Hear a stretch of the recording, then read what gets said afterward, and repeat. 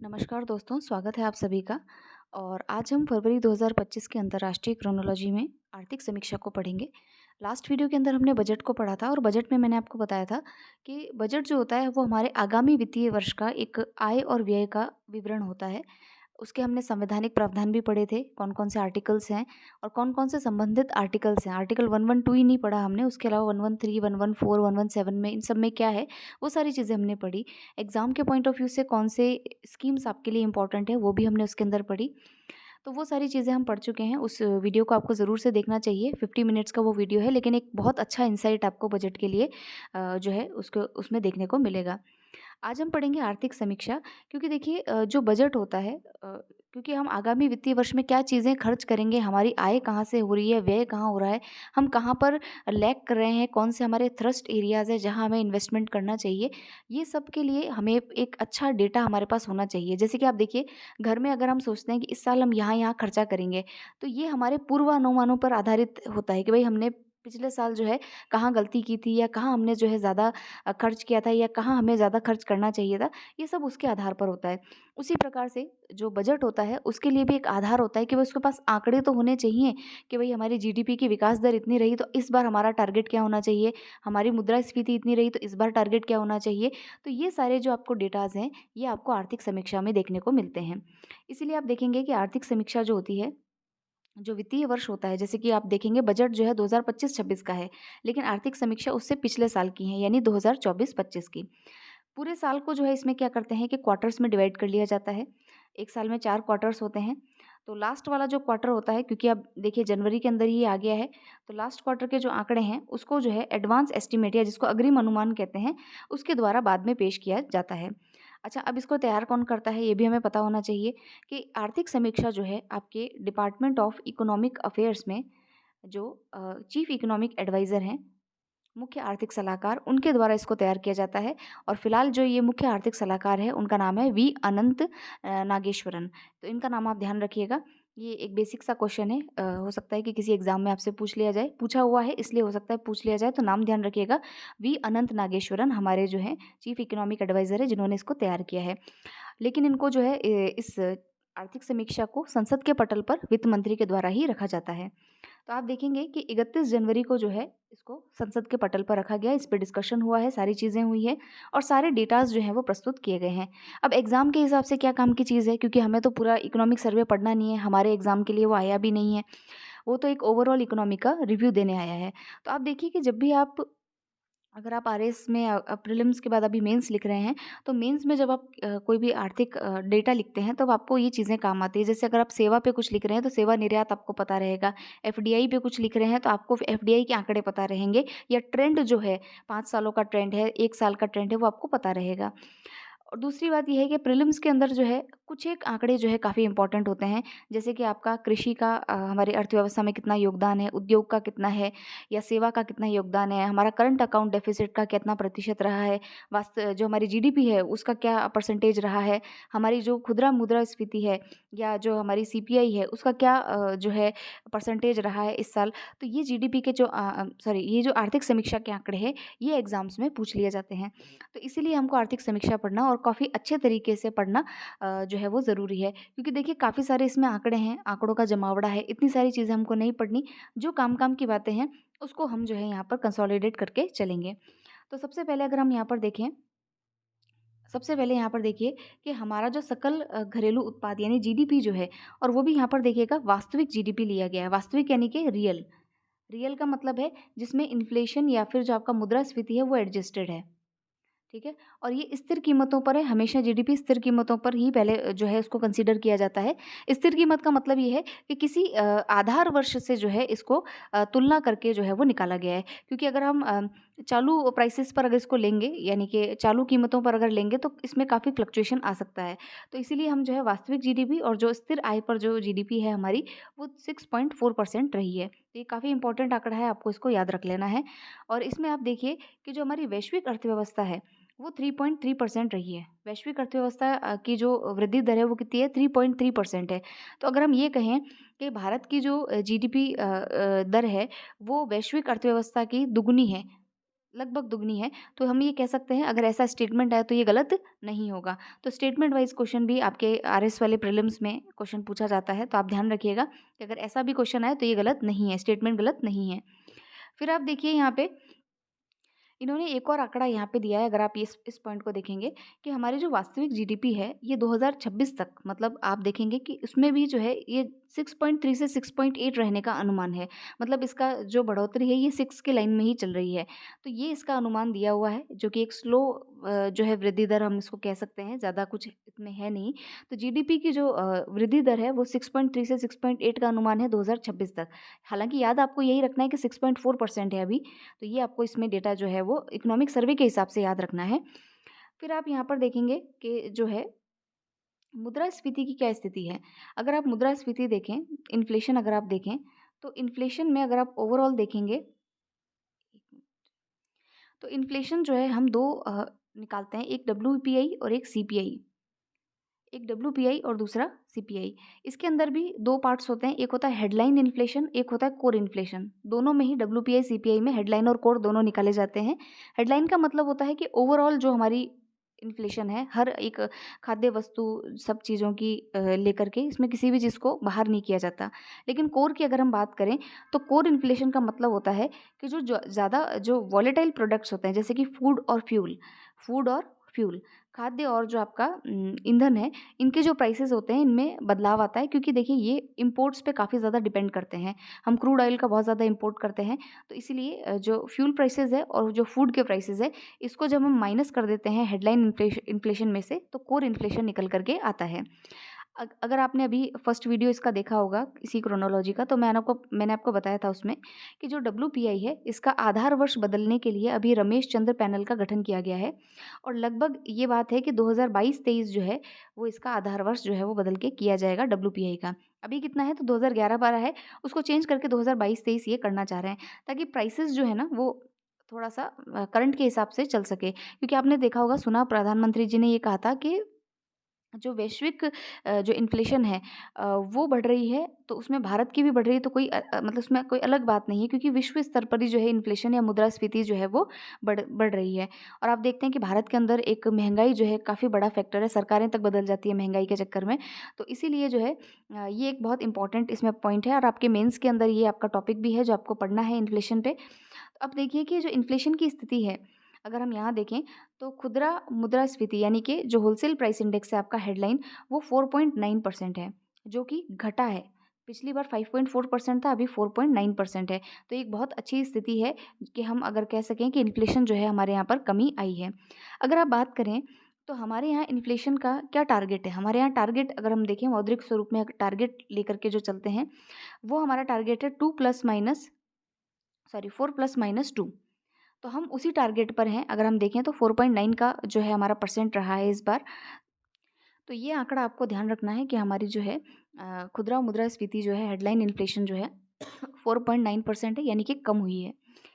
अगर हम यहाँ पर देखिए, ये जो है एक और चीज़ है कि भारत में जो है खुदरा मुद्रास्फीति तो है 4.9%, ये हमने देख ली। 2026 में जो है ये 4% रहेगी, यानी कि और कम हो जाएगी। तो ये भी एक अच्छी चीज़ है। और फिर देखिए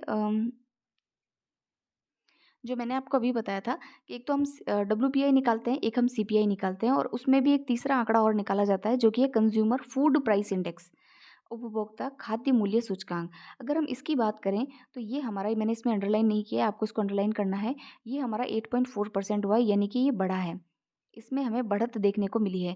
तो ये हमारे खाद्य मूल्य सूचकांक है। आप देखेंगे कि खाद्यों के अंदर अगर हम देखें तो टॉप्स जो है उसने काफ़ी ज़्यादा इसके अंदर वॉलेटिलिटी दिखाई है, यानी कि जो आपका टोमेटो और जो आपका पोटैटो और ये जो वेजिटेबल्स हैं, उसके द्वारा जो है जो महंगाई है उसके अंदर वृद्धि देखी गई है।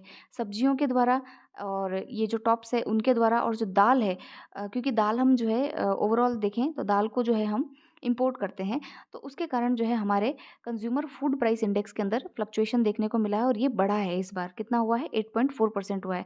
तो दोनों आंकड़े आपको ध्यान रखने हैं। डब्ल्यूपीआई 4.9%, सीएफपीआई जो है 8.4% है। तो ये बड़ी काम की चीज़ें हैं यहाँ पर। अगर हम देखें तो हम यहाँ पे तो मैंने अभी आपको बताया कि जो सब्जियां हैं या जो दाल है उनके कारण जो है ये इंडेक्स जो है यहाँ पर परसेंटेज जो है इसका वो बढ़ा है। तो अगर हम देखें दाल का जो उत्पादन है उसके लिए उसको बढ़ाने के लिए, क्योंकि आप देखिए कि दाल के लिए हम इम्पोर्ट पर निर्भर हैं, यानी कि हम बाहर से इसको आयात करते हैं। तो हमने यहाँ पर हमारा दाल का जो है वो प्रोडक्शन हो सके, उसको हम निर्यात कर सकें, तो हमने यहाँ पे कस्टम ड्यूटी भी कम की है। एक मूल्य स्तरीकरण फंड होता है, प्राइस स्टेबलाइजेशन फंड जो है वो भी बनाया गया था 2017 में। उसमें ये है कि भाई सरकारें क्या करती है, जो राज्य सरकारें होती है वो बिना ब्याज के जो है इस फंड में से पैसे लेकर के और जिस भी खाद्य वस्तु की ज़रूरत होती है उसको खरीद करके मार्केट में सप्लाई कर देती है। तो एक वो फंड बनाया गया। उसके अलावा आप देखेंगे जो तेल का उत्पादन है, तेल के उत्पादन में भी देखिए उसको बढ़ाने के लिए, क्योंकि तेल जो है जिसको हम तिलहन बोलते हैं, तिलहन, इसके उत्पादन को बढ़ाने के लिए एक रबी क्रॉप है ये, जिसमें सूरजमुखी, तारामीरा और ये मस्टर्ड और ये सब जो हैं फसलें आती है। इसकी एमएसपी बढ़ाई है। इसकी एमएसपी बढ़ाने से क्या होगा कि लोग जो है इसकी खेती की तरफ आगे बढ़ेंगे, क्योंकि अभी देखा गया है कि लोग जो है गेहूँ की खेती या फिर जो कमर्शियल क्रॉप्स हैं, कैश क्रॉप्स हैं, उनकी खेती ज़्यादा करते हैं। तो इसके तरफ रुझान बढ़ाने के लिए जो है एमएसपी को बढ़ाया जाता है। एमएसपी बढ़ाने का मतलब ही क्या होता है, या एमएसपी देने का मतलब ही क्या है कि उस क्रॉप को सरकार प्रोत्साहन देना चाह रही है। तो ये भी एक क्या कहें इसको, एक तरीके से एक टूल है कि हम जो है फूड प्राइसेस को कैसे कंट्रोल कर सकते हैं और जो खाद्य जो वस्तुएं हैं उनके प्रोडक्शन को कैसे बढ़ावा दे सकते हैं। तो ये थोड़ी सी कुछ इसमें काम की बात थी जो हमने यहाँ डिस्कस करी है। अब हम आगे देखते हैं। हमें देखना है अब नेक्स्ट करंट अकाउंट डेफिसिट, ये क्या होता है। सो फ्रेंड्स, आपने एक चीज़ सुनी होगी कि हम जो हमारा एक बीओपी होता है, बीओपी मैनुअल होता है, बैलेंस ऑफ पेमेंट जिसको हम कहते हैं, बैलेंस ऑफ पेमेंट या क्या कहते हैं इसको, भुगतान संतुलन का जो मैनुअल होता है, जो आईएमएफ के द्वारा हमको सुझाया गया था, जो बीओपी 6 का इस मैनुअल का हम अभी यूज़ करते हैं। इसके अंदर हम देखेंगे तो एक तरफ होता है चालू खाता, दूसरी तरफ होता है हमारा पूंजी खाता। तो चालू खाता जो होता है इसके अंदर हम मर्चेंडाइज़ जो हमारा ट्रेड होता है वो हम यहाँ पर रखते हैं। पूंजी खाते की बात करें तो उसके अंदर हम जो है एफडीआई है, एफपीआई है, हमारे जो ऋण हैं, ऋण में भी हम देखेंगे संप्रभु ऋण कौन से हैं, एक्सटर्नल कमर्शियल बोरोइंग कौन सी है, बैंकों के द्वारा ऋण कौन से हैं, वो सब इसमें इंक्लूड किए जाते हैं। तो ये जो भुगतान संतुलन होता है, इसके अंदर ये जो चालू खाता होता है इसमें अगर जो है इसी के घाटे को जो है बोला जाता है करंट अकाउंट डेफिसिट। तो ये हमारा भी कितना रहा है, ये हमारा जो है 1.2% रहा है, जो कि काफ़ी ठीक है, ठीक-ठाक स्थिति के अंदर ये रहा है।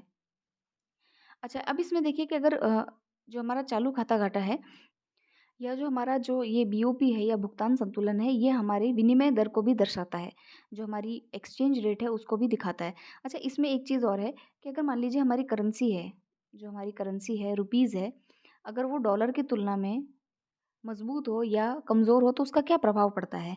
ये एक कंसेप्ट है जिस पे क्वेश्चन आते हैं तो वो यहीं डिस्कस कर लेते हैं। अगर देखिए हमारी करेंसी कमज़ोर होती है, यानी कि अगर डॉलर की कीमत ज़्यादा है और उसके एवज़ में हमको ज़्यादा अगर रुपया खर्च करना पड़ रहा है, इसका मतलब हमारे जो करेंसी है वो कमज़ोर है। तो जब करेंसी कमज़ोर होती है तो हमें जो निर्यातक होंगे या एक्सपोर्टर्स होंगे उनको ज़्यादा फ़ायदा मिलेगा, और अगर उल्टी स्थिति इसमें हो तो हमारे यहाँ पर इम्पोर्टर्स जो होंगे उनको ज़्यादा लाभ मिलेगा। तो ये एक कंसेप्ट है जो हमको इसमें ध्यान रखना है। अच्छा, एक्सपोर्ट अगर कमज़ोर होता है तो वो हमारी करेंसी जो हमारी करेंसी कमज़ोर होती है वो हमारे एक्सपोर्ट को जो है वो इंक्रीज़ करती है। ये हमको इसमें ध्यान रखने वाली बात है। और अगर हम देखें फॉरेक्स जो रिज़र्व होता है हमारा, उसका भी यहाँ पर जे जिसको हम विदेशी मुद्रा भंडार कहते हैं, उसका भी यहाँ पर सीधा-सीधा जो है वो संबंध है। यहाँ पर देखिए, जो हमारा फॉरेक्स रिज़र्व है, यहाँ देखिए फॉरेक्स रिज़र्व जो है हमारा 640.3 बिलियन डॉलर का है। और इसमें देखिए आगे ये भी लिखा है कि ये जो है 10 करीबन 11 महीनों के आयात तथा देश के बाहरी ऋण के इसके लिए पर्याप्त है। इसका कहने का अर्थ ये है कि फॉरेक्स जो है हमारा, वो 2 चीज़ों में काम आता है। किस चीज़ में काम आता है? फॉरेक्स हम क्यों भर के रखते हैं? क्यों हम जो है विदेशी मुद्रा को यहाँ पर हमारे पास स्टॉक बना कर के रखते हैं? पहली चीज़ तो ये है कि हमारा जो भुगतान संतुलन है, जो हमारा दूसरे देशों के साथ में आयात-निर्यात होता है, जो भुगतान संतुलन है हमारा, उसको नियंत्रित करने में ये काम आता है। अगर मान लीजिए हमने आज ही डॉलर को बंद कर दिया, तो कितने दिन तक हमारे पास इतने डॉलर्स हैं या इतना हमारे पास पैसा है कि वो आयात-निर्यात बिना जो है उसके हम कर पाएँ। तो अगर हम देखें तो 6 महीने का स्टॉक हमारे पास में होना चाहिए आयात-निर्यात करने के लिए, इतने डॉलर्स हमारे पास होने चाहिए। हमारे पास 11 महीने के लिए हैं, यानी कि हमारे जो भुगतान संतुलन की स्थिति है, वो काफ़ी अच्छी रहेगी। ये फॉरेक्स रिज़र्व के द्वारा हमको यहाँ पर पता चलता है। दूसरा ये है कि करेंसी जितनी हमें अगर निर्यात करना है, मैंने आपको पहले बताया कि अगर करेंसी कमज़ोर होती है तो निर्यात बढ़ता है, यानी करेंसी कमज़ोर होने को हम बोलते हैं, इसका डिवैल्यूएशन अगर होता है तो हमारा निर्यात बढ़ता है और निर्यात बढ़ना एक अच्छी चीज़ है। ये आप जानते हैं कि हम जितना एक्सपोर्ट करते हैं उतनी हमारी इकोनॉमी ग्रो करती है, क्योंकि उससे हमारा प्रोडक्शन बढ़ता है। प्रोडक्शन बढ़ता है तो इन्वेस्टमेंट आता है, इन्वेस्टमेंट आता है तो हमारे यहाँ रोज़गार बढ़ते हैं। तो ये एक अच्छी साइकिल है। तो अगर हम देखें, आपने चाइना के बारे में सुना होगा, चाइना जो है अपनी करेंसी को हमेशा जानबूझ करके डिवैल्यू करता है, ठीक है? हालाँकि वो चीज़ ठीक नहीं है, वो जानबूझ करके इसको डिवैल्यू करता है, कम करने की कोशिश रखता है या कम ही रखता है उसको। तो डिवैल्यू करनी है अगर हमको करेंसी, तब भी जो है ये फॉरेक्स रिज़र्व काफ़ी काम आता है, ठीक है? डिवैल्यू ऑफ करेंसी में भी फॉरेक्स रिज़र्व जो है वो काफ़ी जो है वो काम आता है। तो ये करेंसी के बारे में कुछ चीज़ें थी जो हमें पता होनी चाहिए। एक तो हमें ये आंकड़ा याद रखना है कि हमारा करंट अकाउंट डेफ़िसिट जो है, चालू जो खाता घाटा है, वो हमारा 1.2% है जीडीपी का। ये इम्पोर्टेंट डेटा है, आपको पता रखना है। और उसके अलावा जो आपका फॉरेक्स रिज़र्व है, वो 11 महीनों का स्टॉक हमारे पास में है, लगभग 11 महीनों का। ये कितना है? तो ये जो है 640.3 बिलियन डॉलर का हमारे पास में है। अगर आप देखें, ये बार ग्राफ्स जो यहाँ पर बने हुए हैं, आंकड़ों का तो पूरा जमावड़ा है एक तरीके से। अगर आप देखेंगे तो देखिए, राजकोषीय घाटा जो है हमारा कम हो रहा है, लगातार कम हो रहा है। 5.6% देख रहे हैं आप। जीडीपी की विकास दर देखिए ज़िगज़ैग पैटर्न में है। तो अभी 6.3 से 6.8 रहने का अनुमान है 2025-26 में। उसके अलावा देखिए, यहाँ पर जो है विदेशी मुद्रा भंडार जो है, ये भी हमारा लगातार यहाँ पर बढ़ता हुआ दिख रहा है। तो अभी कितना है, 634.6 बिलियन डॉलर हमारे पास में विदेशी मुद्रा भंडार है। ठीक है? तो ये सारी रिपोर्ट्स हो गई। अब हम चलते हैं हमारे जो है जीडीपी के डिफरेंट डिफरेंट सेक्टर्स के ऊपर, कि भाई किस सेक्टर के अंदर क्या-क्या जो है वो वृद्धि देखने को मिली है। अब आप देखिए यहाँ पे जो है कुल निर्यात अगर हम देखें, तो देखिए कुल निर्यात जो है, यानी एक्सपोर्ट जो है हमारा, कुल निर्यात में व्यापार प्लस सेवा 6% वर्ष दर वर्ष की वृद्धि जो है वो इसमें दर्ज की गई है। Year over year, Y O Y, जो है इसके अंदर 6% की वृद्धि दर्ज की गई है।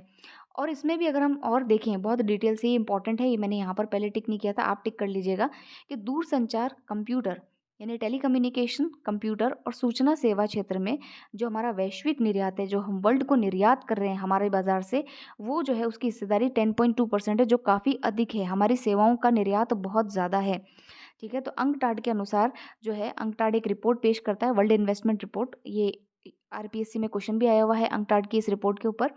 तो देखिए, अंकटाड की जो रिपोर्ट है वो ये कहती है कि भारत जो है दुनिया में दूसरा स्थान रखता है इन 3 सेवाओं के निर्यात में, दूरसंचार, कंप्यूटर और सूचना सेवा के अंदर। तो ये इंपॉर्टेंट बात है, ये हमें ध्यान रखनी है।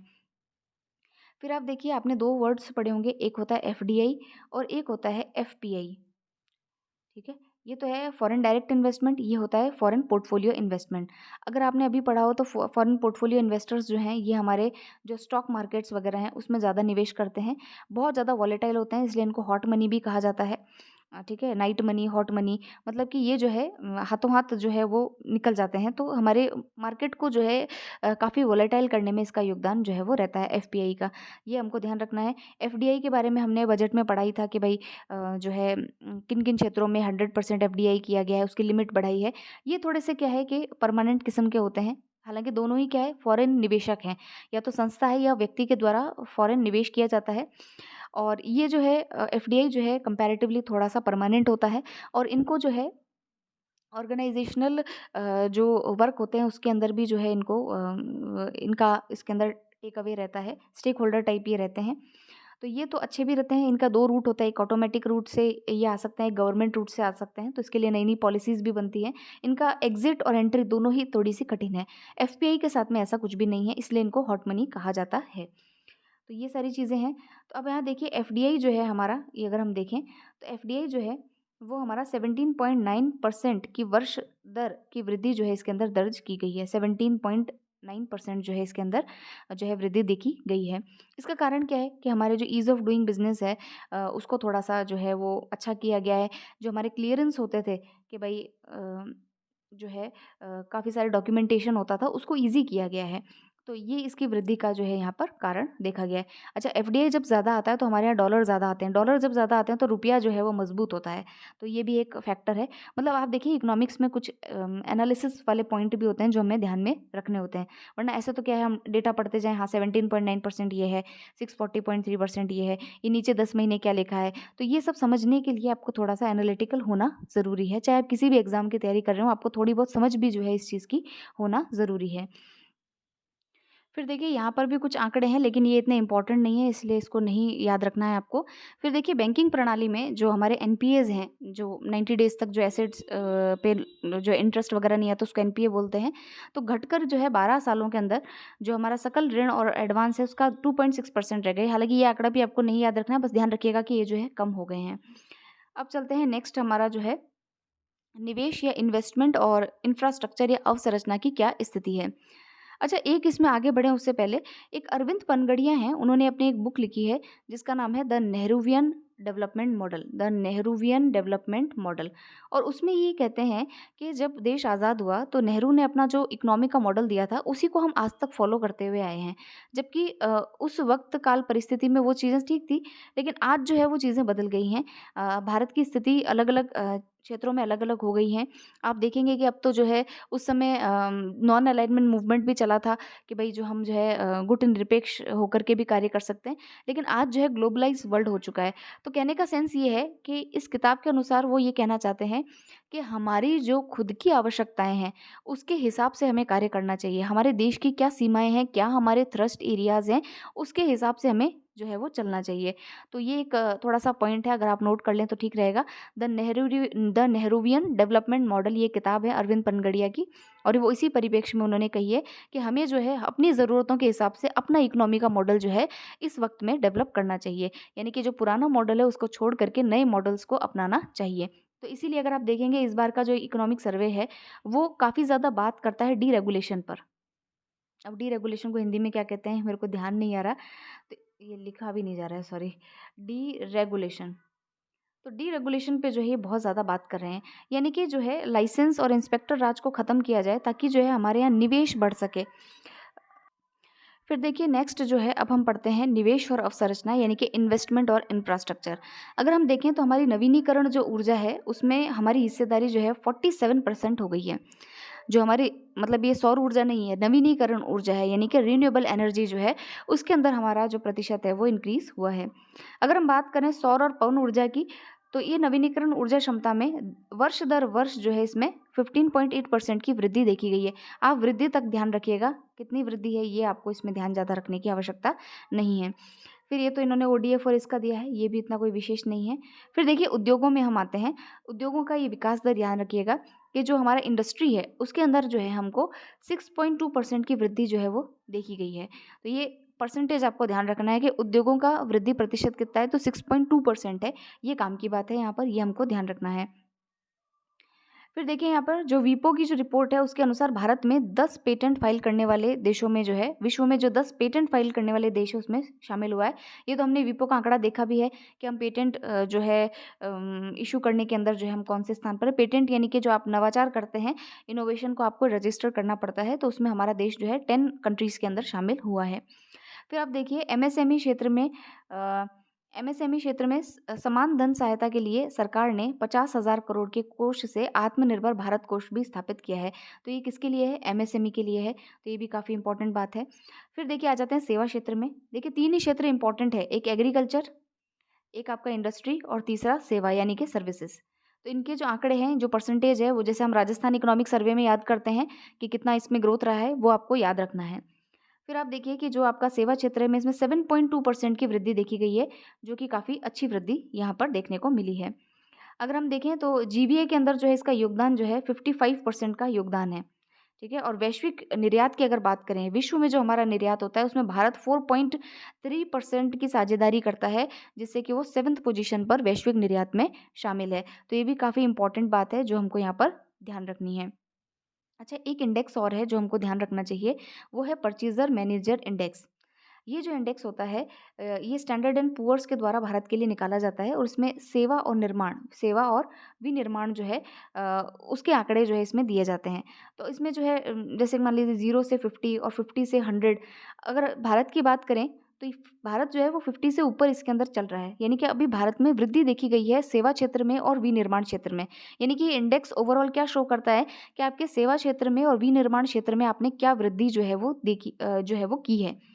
तो ये थोड़ा-सा इंडेक्स के बारे में आप ध्यान रखिएगा। इकोनॉमिक सर्वे में बार-बार इस इंडेक्स का जो है वो ज़िक्र हुआ है। सेवा निर्यात की बात करें तो ये हमने देख ही लिया है कि ये जो है 12.8% की वृद्धि इसके अंदर अनुमानित है। फिर देखिए आप नीचे आइए यहाँ पे, तो भारतीय रेलवे के लिए इन्होंने कहा है कि भारतीय रेल जो है 17 नए वंदे भारत को इसमें शामिल किया गया है। पर्यटन के क्षेत्र के अंदर भी जो है इस बार जो है पर्यटन में काफ़ी जो है स्कीम्स जो है वो देखने को आपको मिलेगी। फिर अगर हम कृषि और खाद्य प्रबंधन की बात करें तो इसके अंदर जो है वृद्धि 3.8% की वृद्धि का अनुमान है। तो कहते ये हैं कि भई जो कृषि है उसके अंदर 4% की वृद्धि जो है बनाने की कोशिश करनी चाहिए। ये एक अच्छी वृद्धि दर इसमें मानी जा सकती है। फिर देखेंगे कि प्रधानमंत्री ने कृषि सिंचाई योजना इसके अंदर लॉन्च की गई है। तो इस कृषि सिंचाई योजना के बारे में तो अपन जानते ही हैं। फिर अगर हम देखें तो खरीफ खाद्यान्न का जो उत्पादन है वो 1647.05 टन जो है वो यहाँ पर रहा है। अगर हम ये तो खरीफ का उत्पादन है, अगर हम ओवरऑल उत्पादन देखें तो यहाँ पर हम देख सकते हैं खाद्यान्न का ओवरऑल जो उत्पादन है वो आपका जो है 332.3 जो है मेट्रिक टन जो है मिलियन टन जो है वो देखने को मिला है। तो ये फसलों का उत्पादन का अनुमान है। फिर देखिए कुछ एक जो पॉइंट्स है वो आपके पेज नंबर यहाँ पर 65 पे उसको भी यहीं देख लेते हैं। हालाँकि ये थोड़े से नॉर्मल डेटा ही हैं, इतने कुछ ज़्यादा खास है नहीं। जैसे मत्स्य पालन है तो ये मैंने आपको पहले ही बताया, मत्स्य संपदा योजना हमारे यहाँ चल रही है। इसमें ये देखिए जो फ्रोज़न फ़िश है, फ़िश से जो लिवर ऑयल जो फ़िश का काम आता है, ओमेगा 3 फैटी एसिड क्योंकि उससे मिलता है। तो ये सारी जो चीज़ें हैं उसके उत्पादन में जो है इसमें ध्यान दिया गया है। आप देखिए कि यहाँ पे मत्स्य पालन क्षेत्र ने 8.7% की चक्रवृद्धि या जिसको हम CAR compounded annual growth rate जो है वो दिखाई है। और इसके बाद दूसरे स्थान पर पशुधन जो है वो आता है, यानी कि मत्स्य उत्पादन के अंदर जो है हमारा ग्रोथ रेट ज़्यादा है। ठीक है? हालाँकि उसका कंट्रीब्यूशन कम हो सकता है लेकिन ग्रोथ रेट उसके अंदर ज़्यादा है। आप समझ रहे हैं इस चीज़ को कि भाई कंट्रीब्यूशन तो कम हो सकता है, प्रोडक्शन कम हो सकता है लेकिन ग्रोथ उसका ज़्यादा है। उसमें ग्रोथ जो है वो देखने को ज़्यादा मिली है। जलवायु परिवर्तन की अगर बात करें तो हमारे जो इसमें है देखिए भारतीय वन संरक्षण 2024 के अनुसार जो है 2005 से 2023 तक 2.29 बिलियन टन CO2 के समतुल्य का अतिरिक्त कार्बन सिंक जो है वो हमारे यहाँ बनाया जाएगा, ताकि जो कार्बन फुटप्रिंट है उसको रोका जा सके या कम किया जा सके। यहाँ अगर हम देखें तो हुँ। यहाँ हम देखें सामाजिक क्षेत्र के अंदर सामाजिक जो सेवा व्यय है, उसके अंदर जो है 2025 तक 15% की चक्रवृद्धि वार्षिक वृद्धि दर से जो है वो बढ़ा है और सरकारी स्वास्थ्य व्यय की जो हिस्सेदारी है वो 29% से बढ़कर 48% हुई है। तो हालाँकि आंकड़े ध्यान नहीं रखने हैं, लेकिन आपको इतना ध्यान रखना है कि ये जो चीज़ें हैं वो हुई है। इसके अलावा देखिए यहाँ पर है कि स्वास्थ्य व्यय में लोगों द्वारा किए जाने वाला आउट ऑफ पॉकेट एक्सपेंडिचर मतलब क्या है कि लोगों की पॉकेट से जो पैसा खर्च हो रहा है उसकी हिस्सेदारी जो है वो कम हुई है, यानी कि सरकारी जो हमारी स्कीम्स हैं वो ज़्यादा हैं ताकि लोगों के पॉकेट पे जो है वो स्वास्थ्य के अंदर बर्डन जो है वो कम पड़ सके। रोज़गार की अगर हम बात करें रोज़गार और कौशल विकास की तो इसमें देखिए कि जो है जो बेरोज़गारी दर है वो 6% की तुलना में घटकर 3.2% रह गई, यानी इसके अनुसार जो है बेरोज़गारी दर जो है वो कम देखने को मिली है। तो फ्रेंड्स ये इतने ही आंकड़े इसके अंदर दिए गए थे जो हमने इसमें अच्छी तरीके से कवर कर लिए। आई होप आपको सब चीज़ समझ में आई होगी कि हमने पढ़ा जीडीपी के बारे में पढ़े, ये आंकड़ा आपको ध्यान रखना है जीडीपी वाला। करंट अकाउंट डेफिसिट हमने पढ़ा है। उसके अलावा हमने जो है इन्फ्लेशन के आंकड़े पढ़ लिए। इन्फ्लेशन के आंकड़े आपको याद रखने हैं और फिर खाद्य प्रसंस्करण में या कृषि में, उद्योग में, विनिर्माण में हमारा कितनी हिस्सेदारी है, क्या-क्या उसके अंदर चीज़ें हैं, वो सारी चीज़ें जो हमने इसके अंदर पढ़ी है। तो ये सब इम्पोर्टेंट था, आप इसको एक बार दोबारा से पढ़ लीजिएगा। अगर आपको कोई भी चीज़ में डाउट हो तो आप उसको कमेंट सेक्शन में भी लिखिएगा ताकि हमें भी ध्यान रहे कौन-सी चीज़ों में सुधार होने की आवश्यकता है। सो हम नेक्स्ट वीडियो के अंदर जो है हमारा जो लास्ट का जो बचा हुआ पोर्शन है उसको कंप्लीट करेंगे। तो आज इतना ही, आज आर्थिक समीक्षा आप ठीक से उसमें कर लीजिए और बहुत उलाहने देते हैं आप लोग कमेंट सेक्शन में कि इसी साल पढ़ाएँगे, अभी पढ़ाएँगे, पूरा कंप्लीट करेंगे भाई, पूरा कंप्लीट करेंगे, चिंता मत कीजिए। आज ही इसको कंप्लीट करके पूरी मैगज़ीन को जो है आपको दिया जाएगा। सो आपका आप लोग इतना सपोर्ट करते हैं उसके लिए बहुत-बहुत धन्यवाद और मिलते हैं नेक्स्ट वीडियो के अंदर। Thank you very much.